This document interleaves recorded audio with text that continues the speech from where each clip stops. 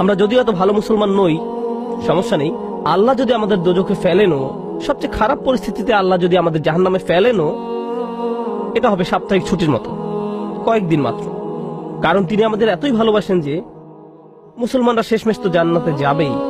তাই আমরা যদিও জাহান্নামে যাই, সেটা হবে অল্প কিছু দিনের জন্য, সমস্যা নেই। লান তামাসসানা নারু ইল্লা আইয়ামাম মা'দুদাত, গুটি কয়েকদিন ছাড়া আগুন কখনো আমাদের স্পর্শ করবে না, কিছুদিন মাত্র।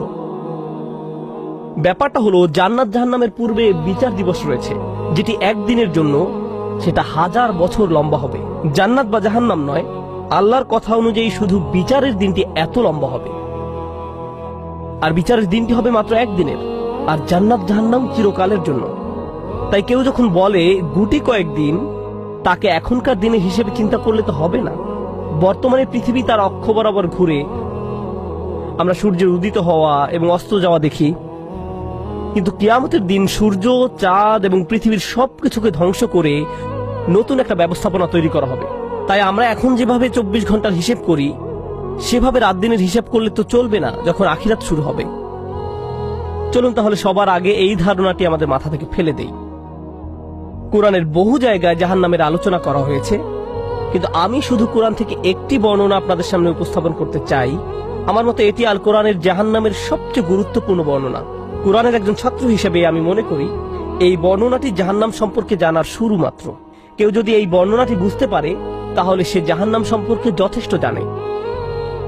আয়াতটি শুরু করা হয়েছে এই কথা বলে, ওয়ালা ইন মাসসাতহুম, এমনকি যদিও। যখন আমরা বাংলায় বলি যদি আমি সেখানে যাই, যদি আমি সেখানে যাই, তাহলে তোমার সাথে দেখা হবে। কিন্তু কেউ যখন বলে যদিও আমি যাই, এর মানে হলো যাওয়ার সম্ভাবনা ক্ষীণ। তাই আয়াতটি যদিও দিয়ে শুরু হওয়ার মাধ্যমে এমন কিছু ঘটার সম্ভাবনা কমিয়ে দিয়েছে। এভাবে বলার মাধ্যমে আল্লাহ কোনো কিছুর উপর জোর কমিয়ে দেন। সহজ কথায় তিনি বাক্যটিকে দুর্বল করে দিচ্ছেন। যদিও, যদিও কি? যদিও মাসসাতহুম, যদিও এটা তাদের স্পর্শ করে। আরবিতে মাসসা অর্থ কোনো কিছু যখন আপনাকে সামান্যতম স্পর্শ করে, যেমন কোনো মাছি যখন কোনো মতে স্পর্শ করে। যদি সেকেন্ডের জন্য স্পর্শ করে, তখন তাকে বলা হয় মাস। সুতরাং এটা যদি তাদেরকে কোনো মতে স্পর্শ করে 1 সেকেন্ডের জন্য, মাসসাতহুম। এখন কি তাদের স্পর্শ করে? আপনারা হয়তো ভাবছেন আগুন যদি তাদের স্পর্শ করে। আল্লাহ বলছেন নাফহাতুন, একটা হালকা বাতাস যদি তাদের স্পর্শ করে। চলুন এই বাতাস নিয়ে একটু আলোচনা করা যাক। আরবিতে নাফহাতুন বলতে বোঝায় দরজা বন্ধ করলে যখন সামান্য একটু বাতাস এসে পড়ে, পর্দা নড়ে ওঠে, অথবা কেউ জানালা বন্ধ করলে যেভাবে হালকা বাতাসে পর্দা নড়ে ওঠে। এই বাতাসের যা বাহির থেকে ভেতরে আসে বা ভেতর থেকে বাহিরে যায়, দুই ধরনের আছে। একটি হলো লাফহা, লাম যোগে, আরেকটি হলো নাফহা। লাম যোগে লাফহা মানে বাতাসটি গরম, আর নুন যোগে নাফহা মানে বাতাসটি ঠান্ডা। আল্লাহ বলছেন এমনকি যদি ঠান্ডা বাতাস তাদেরকে স্পর্শ করে, যদি ঠান্ডা বাতাস তাদেরকে স্পর্শ করে তোমার প্রতিপালকের শাস্তি থেকে। তিনি এই আয়াতে জাহান্নাম কাউকে স্পর্শ করার কথা বলছেন না। তিনি এই আয়াতে আগুন কাউকে স্পর্শ করার কথা বলছেন না। তিনি এমনকি গরম বাতাস কাউকে স্পর্শ করার কথাও বলছেন না। তিনি আগুনের ঠান্ডা অংশের কথা বলছেন। আর এটা আপনাকে চিরকালের জন্য স্পর্শ করছে না। প্রসঙ্গত, আমরা ফিজিক্সে পদার্থের 3টি অবস্থার কথা শিখেছি: সলিড, লিকুইড এবং গ্যাস।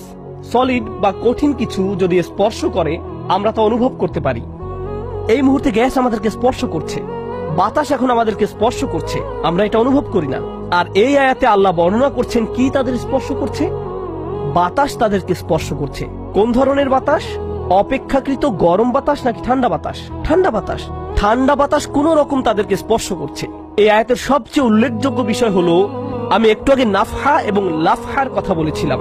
অন্য কথায়, তারা এখনো জাহান্নামে প্রবেশ করেনি, তারা এর দিকে অগ্রসর হচ্ছে।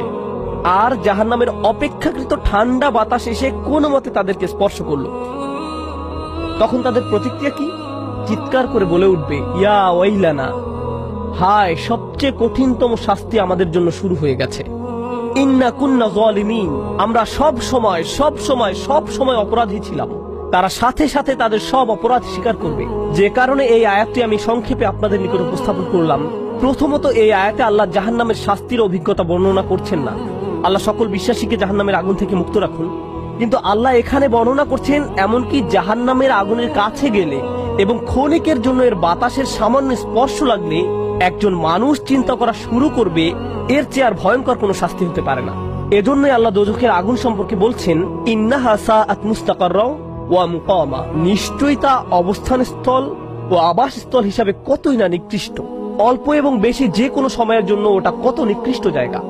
এক সেকেন্ডের জন্য এটা ভাববেন না যে আমি তো খারাপ, আল্লাহ যদি আমাকে জাহান্নামে ফেলেনও এক সময় তো আমি এখান থেকে মুক্তি পাবো। এই ধরনের চিন্তাকে কখনো প্রশ্রয় দিবেন না।